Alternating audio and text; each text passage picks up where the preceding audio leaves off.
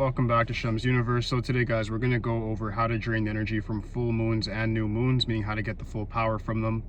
So to get the full power from a full moon, to start off with, is you have to understand that a full moon is not about having a goal or desire and then trying to say I'm going to manifest it using the full moon. You have to do it in a very different way.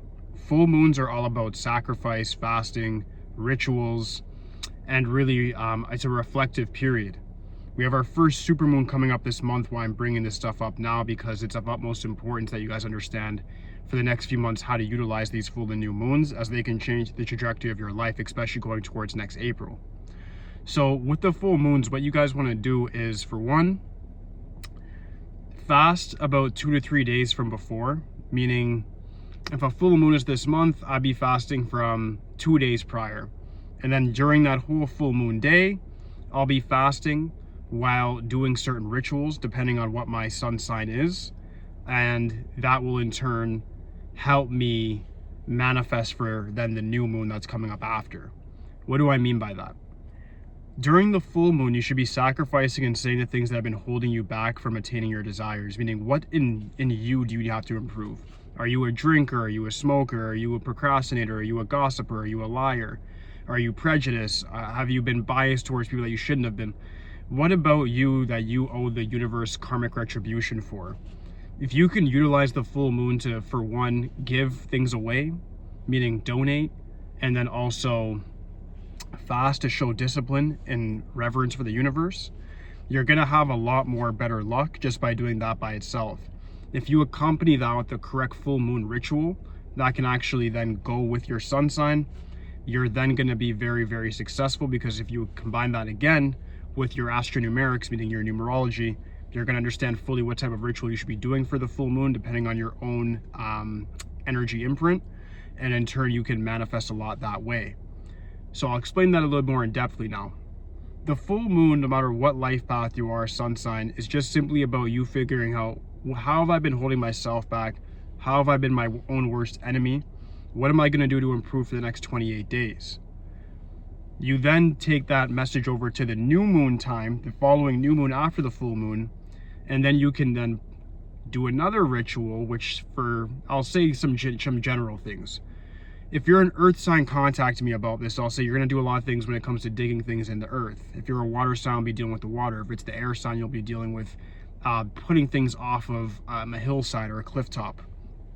If it's fire, then it's obvious. Of course, you're going to deal with candles and fire rituals. So these things combined, of course, because your numerology can be different than your sun sign, moon, and rising. So there's different elements at play. And of course, with a ritual for me, it'll be a combination of both your numerology and astrology to come up with the ritual, be customized just for you, to then figure out how to actually drain the super moons and how to actually get the most out of the new moons and then see full manifestation within 28 days. So that's the whole key concept of this, guys, that you actually want to be able to set something up on the full moon that you in turn will see in 28 days from the day of that full moon. But you have to follow the ritual step by step and be very, very disciplined with your movements after that. So this full moon's all about the sacrifice, what you're willing to fix within yourself, and the refinement. And the new moon's about you then putting that desire into the universe and saying, I've sacrificed this and I want this in return. So understand that you should already have goals, imperatives, things you've been trying to do. You've been living your life, right? The full moon, you apologize for what you've done wrong and self-sabotage. The new moon, you then say, well, I've done my apology. I've shown rectification. And now here's the ritual to then fulfill my desire, my goal, my purpose, my imperative.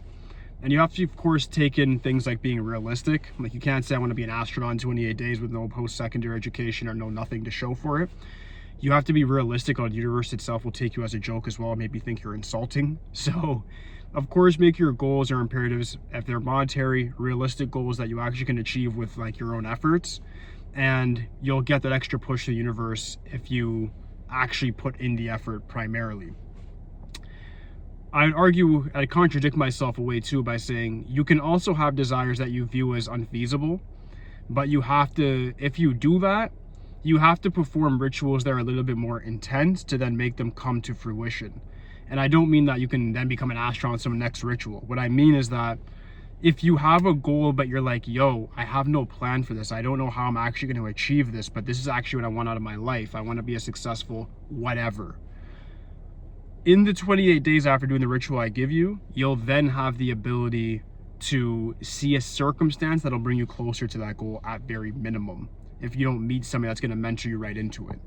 So that's the thing, guys, is you have to know sort of what you're doing with these rituals, what elements you're utilizing, what planets you're actually praising, what deities you're asking things from. Also, you can end up with bad blood oaths and different things like that where you're locked in this realm. So you have to be very careful with who you get your information from. And secondly, you have to be willing to actually sacrifice first, be giving back by donating even when you don't have, by fasting even when you're hungry, by sticking with those said things and not just saying that you did and then something else happened, right? You're only lying to yourself when you do things like that. So you want to make sure that you follow the rituals very simplistically as I list them out, and then you can actually utilize the full moon and start seeing, I would say you would see manifestation, especially if it's a money one, from a full moon within 14 days maximum. You'll see a monetary gain of some sort, whether it be a promotion at your job, whether it be your business gets more traffic. It's going to be something substantial that will show if you do what I'm telling you to do very directly. Because the full moon has nothing to do with you actually saying, I want this amount of money, I want this goal, I want this anything. It's just you sacrificing. I'm just saying that I know what I've done wrong. Here's what I've been trying to do, but here's what I've done wrong, and here's what I'm going to do to rectify it. By doing those things, even the primary 7 days after the full moon, you'll begin to start seeing things unfold in a very different way for you. By the time the following new moon hits, you then are going to ask for a manifestation that is probably 50% complete already, if I'm not lying to you. Or it's going to be you have a whole other goal because the prior imperative you had has already been sort of met, or you already see how you're going to meet it. So on the new moon, you can then say, yeah, I've actually fixed my mistakes, and here's what I plan on doing next. And then, of course, there's a very specific ritual for that with specific times, and that's how you make these things happen. The reason a lot of people will say, oh, full and new moons don't really work for everybody, or depending on your number, is because they are not really seeing directly the times that we're using astronumerics. They're not seeing that you have to be doing things in a very particular way for a very particular reason. There's even times where people even don't understand the idea of religion when you say grace for your food. You're blessing your food, but you're putting affirmations over your food. When you put affirmations over your food and digest it, it then manifests into other things for you in your life. Same thing when you drink water. They've already showed the water molecules when you speak to water using vulgarity, how the water turns after 3 to 4 days in comparison to when you're seeing good things. The water is a whole different visual. So these things are all very real. It's like when you use your converter and turn the TV on, you don't see that frequency, but you know it's there. These things are very real as well. It's a science. It's done in a very specific way. This is not some theoretical garbage. It's something that has to be done in a very practical way, very meaningful, very intentional. That's the only way you're going to be able to make things happen, is by actually visualizing what you want, doing the correct ritual to actually then see it through, and then you're actually going to get that fulfillment, that manifestation. All right, so that does conclude the video for today, guys. If you have any questions for me whatsoever, leave in the comment section. If you're looking for one of these super moon, full moon rituals, new moon rituals, it's all one thing. I'm putting them as a one package. It's going to be $80 for now. After this first full moon, I'm upping it and I'm doubling the price on it. So yeah, this first half of the month, $80, $160 after that point, and it's just going to keep like that into 2026. So guys, thank you so much for your time again. Be back very soon. Peace.